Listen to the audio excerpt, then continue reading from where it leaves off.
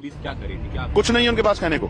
ऐसा लगता है कि मुख्यमंत्री ने उनको आदेश दिया, क्योंकि सिर्फ मेरठ की पुलिस नहीं थी, सहारनपुर की पुलिस, गाजियाबाद की पुलिस, जिस रास्ते से मैं जा सकता था वहां की पुलिस सक्रिय थी मुझे रोकने के लिए। इसका मतलब मेरठ नहीं था, सिर्फ डिस्ट्रिक्ट मेरठ नहीं था। इसका आदेश उत्तर प्रदेश मुख्यमंत्री की तरफ से आया कि चंद्रशेखर को वहां नहीं जाने देना, क्योंकि चंद्रशेखर अगर वहां जाएगा तो होगा क्या, उस परिवार में बल पैदा होगा और वो अपनी बात को मजबूती से कह पाएगा, अपनी लड़ाई को मजबूत कर पाएगा। और सरकार नहीं चाहती कमजोर वर्गों में दलित, पिछड़े, मुसलमान अपनी लड़ाई को मजबूत कर सके। वो उनको दबा डराकर, यानी कि हम आपको मारेंगे भी और रोने नहीं देंगे, इस तरह का तानाशाही। मीडिया को क्यों नहीं जाने दे रहे, क्या छिपाना चाह रहे? बीजेपी के नेता तो कल भी वहां गए, तो ऐसा क्या था कि एक चुनाव सांसद वहां नहीं जा सकता? उसका कारण मात्र ये था कि चंद्रशेखर जाएगा तो परिवार में बल पैदा होगा, उनमें बल पैदा ना हो और वो तड़प तड़प के वहीं मरे, डरे, वो अपनी बात ना कह पाए। इसलिए क्योंकि जब मैं उनसे वीडियो कॉल बात कर रहा हूँ तो चारों तरफ पुलिस खड़ी हो, क्या कह पाएंगे अपनी बात?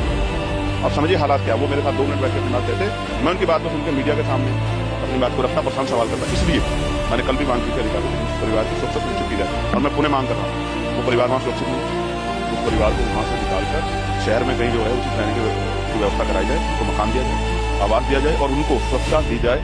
जब तक ये नहीं होगा तो न्याय नहीं हो सकता। और अगर ऐसा नहीं होता तो मैं डंके की चोट पर कहता हूं कि इस प्रदेश में दलितों, पिछड़ों, मुसलमानों के लिए जो हालात वो पलायन जैसे हैं और उनकी सुरक्षा किसी के भरोसे नहीं है। मुख्यमंत्री कहते थे हर चौराहे पर अगर कोई बेटी को चौराहे बैठा जमराज नहीं है। गुंडों को संरक्षण करने वाले सरकारी नेता और उनके आगे मजबूर, जिस खाकी का हम लोग दिल से सम्मान करते हैं, खाकी मैंने मजबूर कर देखी।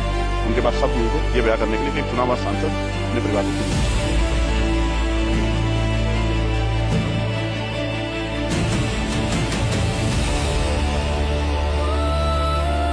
देखिए हम कानून को मानने वाले हैं। मैं चाहता तो मैं सीधा गाँव में जा सकता, लेकिन कोई लॉ एंड ऑर्डर सिचुएशन ना हो, इसलिए हम लोग पुलिस की जानकारी में सर चीजें देखे जा रहे हैं, पुलिस व्यवस्था है। कल को इस सिचुएशन आएगी अपनी गाड़ी में डालते हैं, सरदारी कब होगा।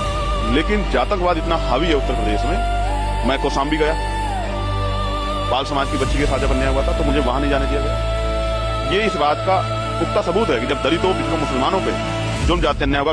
बिजनौर में क्या हुआ, वाल्मीकि है, वाल्मीकि कह के किस तरह से जो है जूता मारा गया अभी 2 दिन पहले, सब आपके सामने है। जिस तरह का अन्याय यहाँ दिल्ली में क्या हुआ, किस तरह से बुलडोजर चला के जो है लोगों के अधिकारों को, लोगों की आवश्यक चीजों को निष्ठा नबूद कर देगा, ये सब हम देख रहे हैं। किस तरह का जुल्म उत्तर प्रदेश और देश में दलितों, पिछड़ों, मुसलमानों के, आदिवासियों पे हो रहा है। इस अन्याय को सहने वाला नहीं है ये कमजोर समाज। ये उठ के खड़ा हो जाएगा।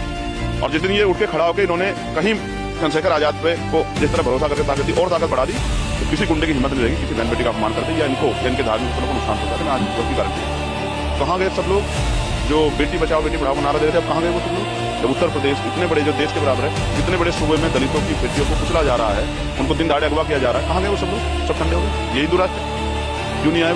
विश्व हिंदू परिषद के लोग क्यों नहीं आए? बजरंग दल के लोग क्यों नहीं आए? आरएसएस के लोग उस बेटी की रक्षा के लिए क्यों उस बाप को रोना पड़ रहा? तो आपका हिंदू राष्ट्र ये नहीं समाप्त हो गया?